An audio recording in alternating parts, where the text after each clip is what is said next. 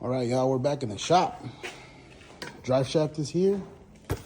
Also got the output seal for the transmission. I'm gonna replace this first.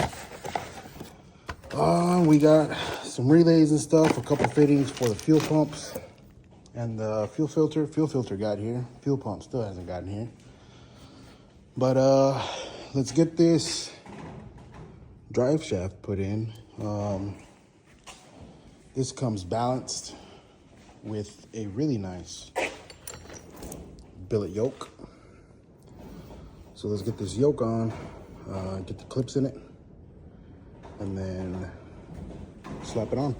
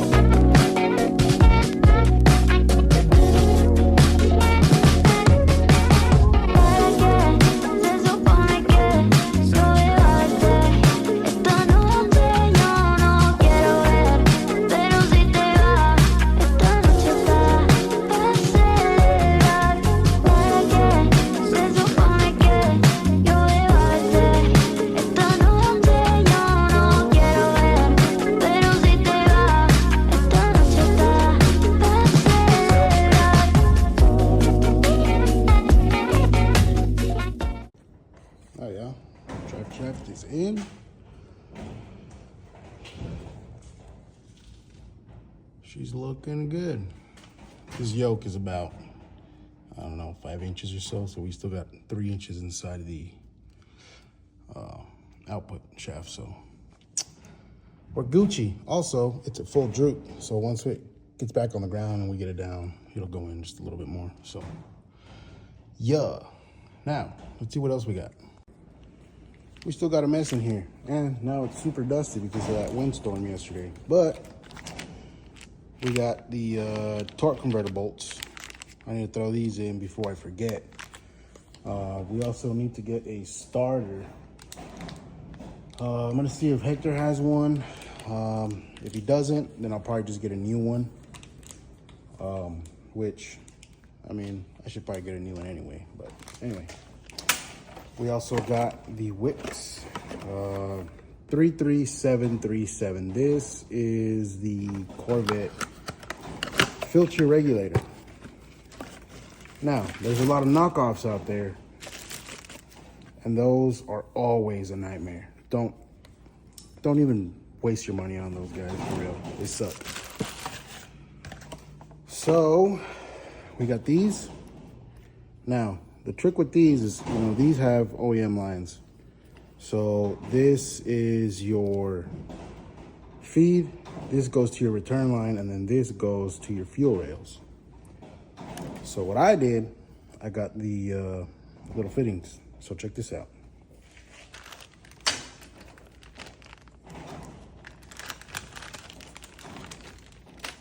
This converts it to AN lines. So, you got this sucker, spit on it.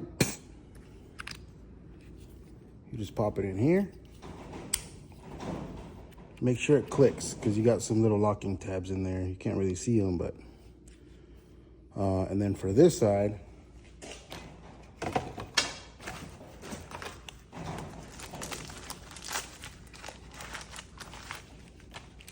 we have these.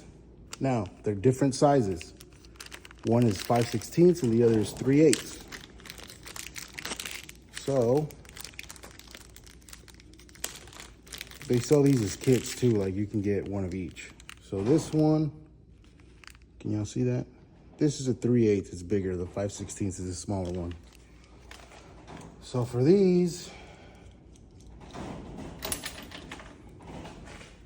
you just pop these suckers on there. This is the 5/8 one. And now there's some that come with like a little notch in here, and you can just saddle it right there, but this one doesn't come with that. And these have a O-ring seal inside that seals on the little line itself. So you just stick it on there, thread it on. That's our return line. And then this one, now if you notice, the line's a little close. You can manhandle it a little bit.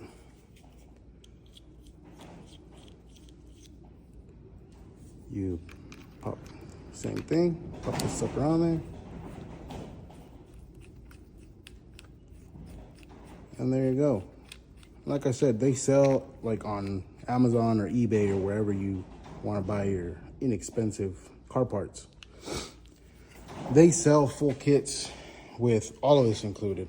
So you got, you know, it comes with the fittings and the filter and everything just to like drop it in there. You can even get a fuel pump with this. Now, my professional, unprofessional opinion is don't even waste your money on that stuff. They're like 40 bucks for the whole setup. You know it's not gonna last.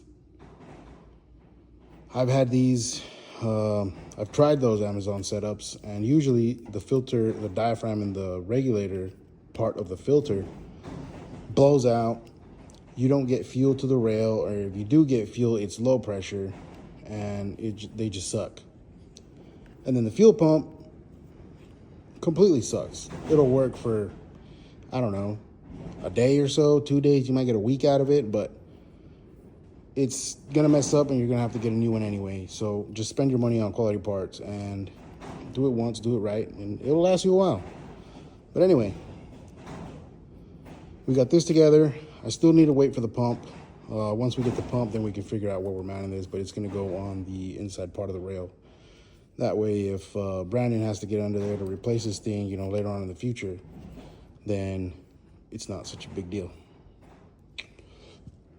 We also got some wiring for the fans. And then I also have, well, this one's gonna be for the fuel pump. In that envelope is the one for the fans.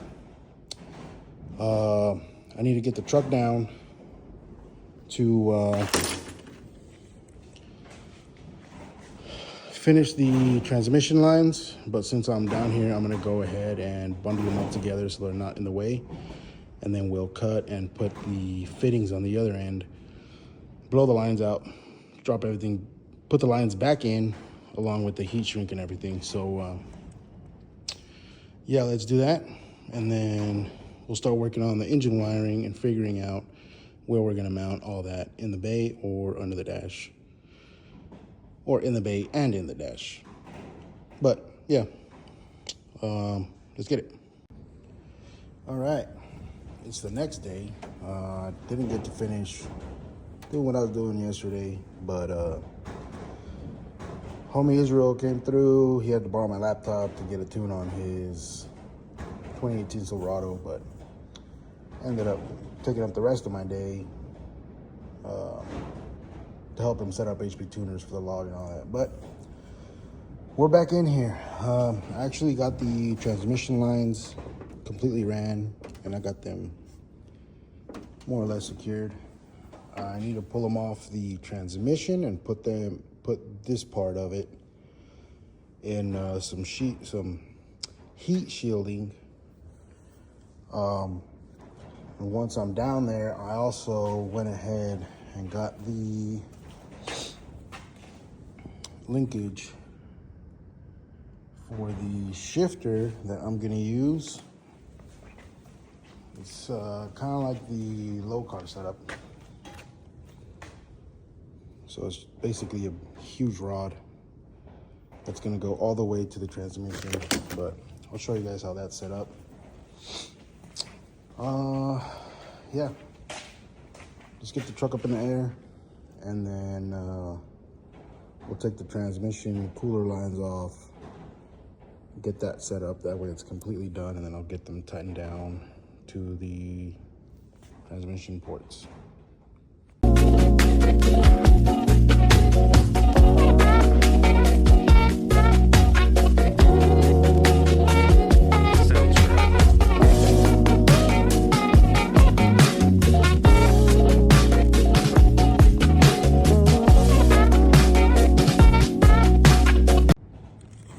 All right, y'all, this is what we got.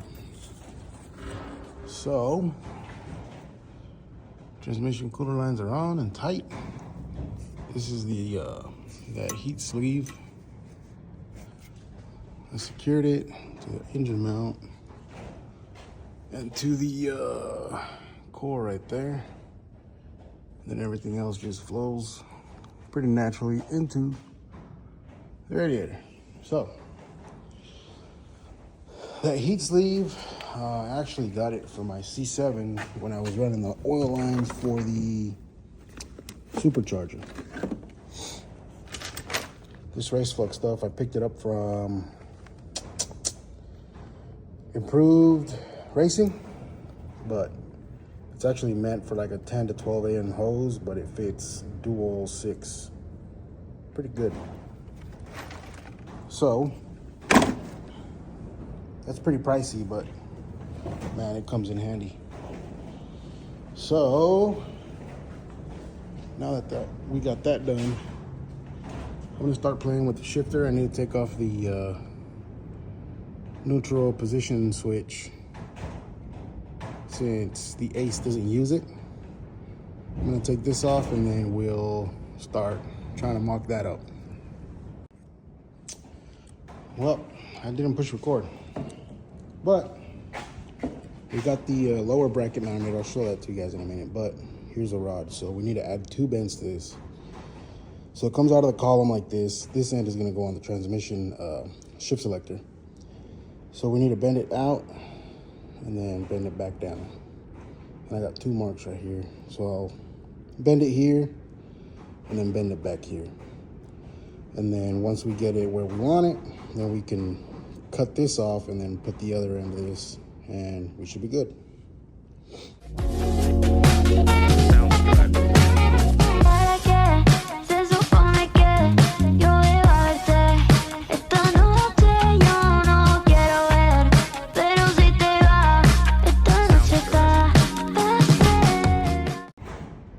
And here's what we got. So this side is going to go on the steering column, and that bottom side is going to go to that shift selector. So I'm going to let this cool down real quick, and then we'll throw it on and see how far off we are. All right, you guys, so here's what we got. So this is the lever coming from the steering column. I already got it marked. It's kind of a pain to show you guys with one hand, but basically, focus. I'm gonna cut it here and then stab it in here, and it's got some set screws. And once I cut it, we should be able to cycle through all the gears. So yeah, right now it's in park, and the column shifter is also in park. So let me get that trimmed, and then I'll assemble it, throw it on, and we'll see how it works.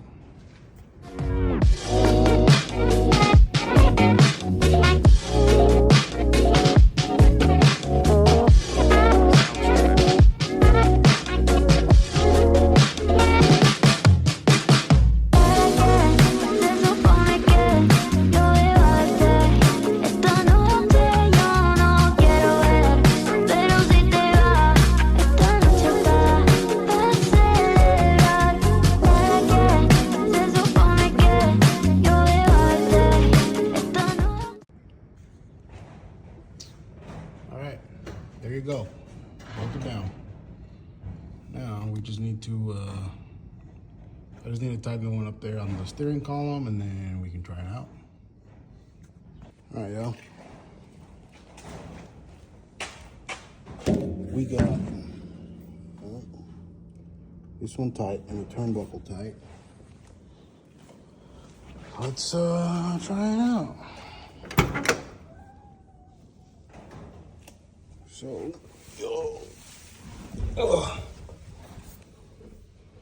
we're in park right now. Reverse, neutral, drive. Indicator's a little bit off. 3. And we can't go 2 to 1 because it's used to have a 3-speed and this is a 4-speed. But we got park, reverse.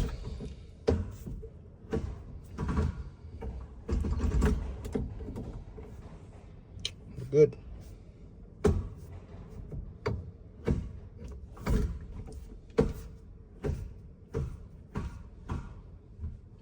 Yeah, we can only go down to second.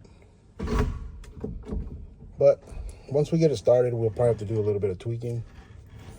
But that's why it has the little turnbuckles, and you can adjust the length, make it shorter or longer.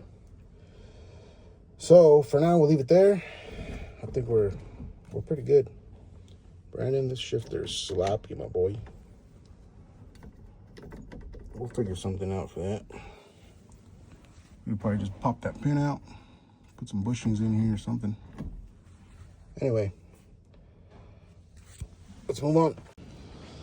So yesterday, I went ahead and threw the harness on, trying to figure out how to route it. I think what we're gonna do is kind of bundle this probably towards the fender and then mount the ECU somewhere up here. Now, one thing I didn't realize is this thing already comes with a fuel pump relay. This is the main relay, and this is the fuel pump relay. So that'll be easy. We can mount all this stuff. Here's your constant 12 volt. What do we got here? Ignition. And we have the pump positive. So we'll probably have to extend this and run it down there where we're gonna run the pump. And then you have your regular ground. Now, another thing we could do instead of having to splice these and extend like the constant 12 volt in the ground to the battery is swing everything over to the passenger side, which honestly might look a little cleaner than having this big bundle of wires just hiding back here. But let me get some of this stuff sorted out. I already got the injectors plugged in. I was setting up the ignition coils, the ignition coil wiring. We got the coolant tank. This one, that's knock sensors. This one has a provision for a fuel pressure sensor, but we're not running that, so I'll probably just tuck it back into the harness and zip tie it out of the way.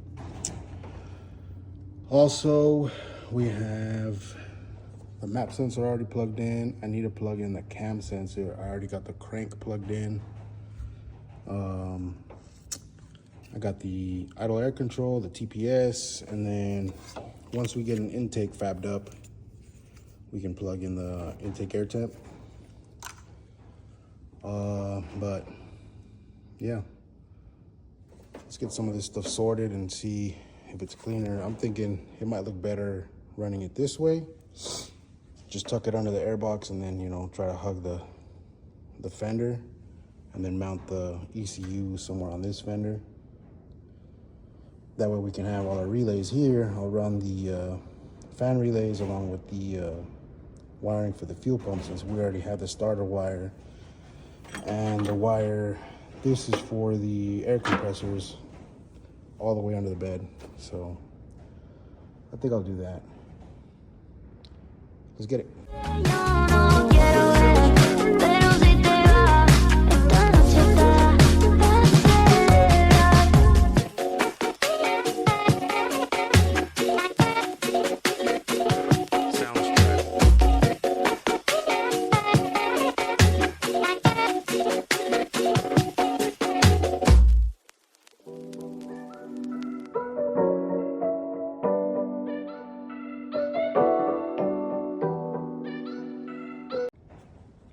All right, here's what we got. So definitely looks cleaner running it on this side. I'll tuck it back there, put a couple clamps just to hold the wiring, make sure nothing slips. If I pull it tight up here, it'll stay off the headers. So these are all the extra wires. I gotta look at the diagram and see exactly what everything needs, but this is like AC request, VSS positive. I think that's like 2-step or something.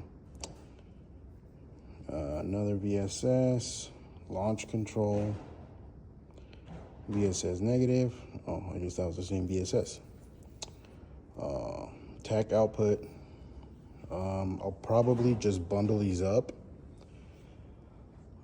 Just keep them tucked away. That way, whenever Brandon, I know he wanted to set up AC on this thing, but we don't have AC right now. That way we can wire in the wire for the AC request to idle up, all that jazz. But for now, you know, these have to go to the battery, the 12-volt positive and the ground. Battery's gonna go right here.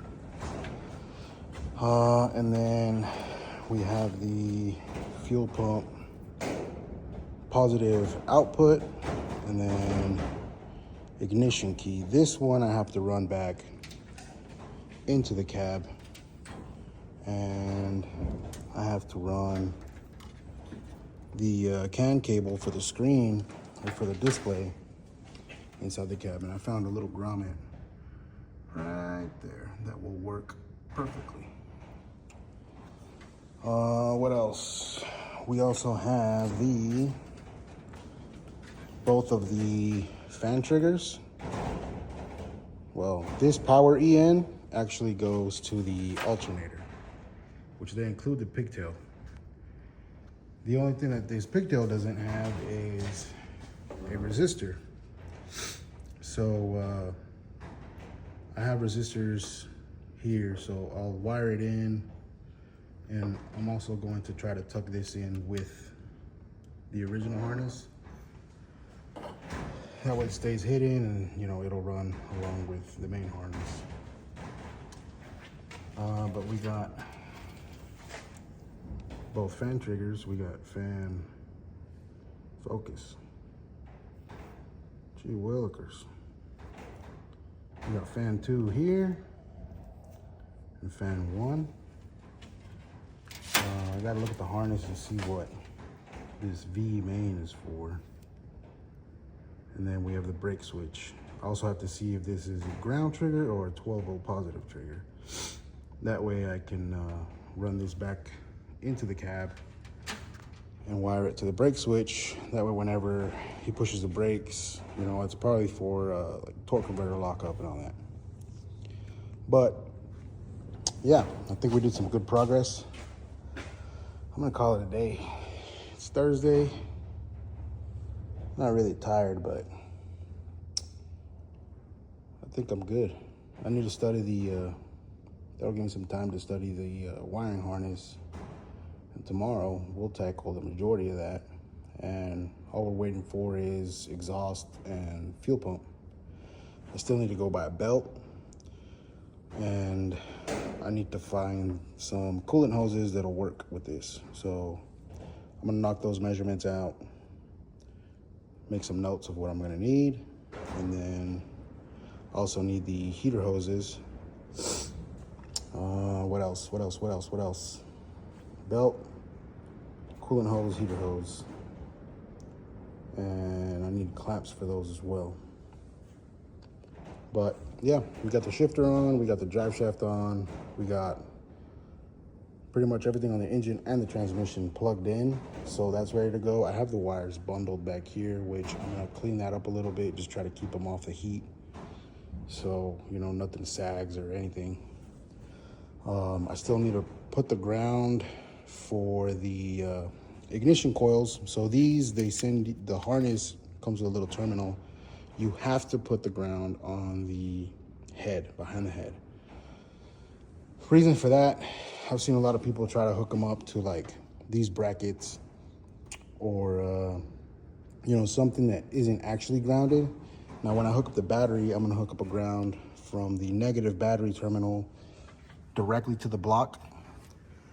So what you want is that spark whenever the ignition coil fires, the ground side of that spark plug is at the head. So your best ground for the ignition coils is the actual head. But yeah, I've helped people troubleshoot ignition issues, and about 80 to 85% of the time, it's a bad ground on the ignition harness, and most times on the GM harness is because they moved the ground somewhere else or it's not even connected. So hook it up to the back of the head. But yeah, I think we're good. I'm gonna go study up this wiring diagram and make a short parts list for the rest of this nickel and dime stuff. I'm gonna need fluids, belts, hoses. That way when the fuel pump gets here, we just gotta hook that up, wire it up, and then we could hopefully hear this thing run. That's all I got, fellas. Thanks for hanging out. We're getting really close. Remember, Jesus loves you. Peace.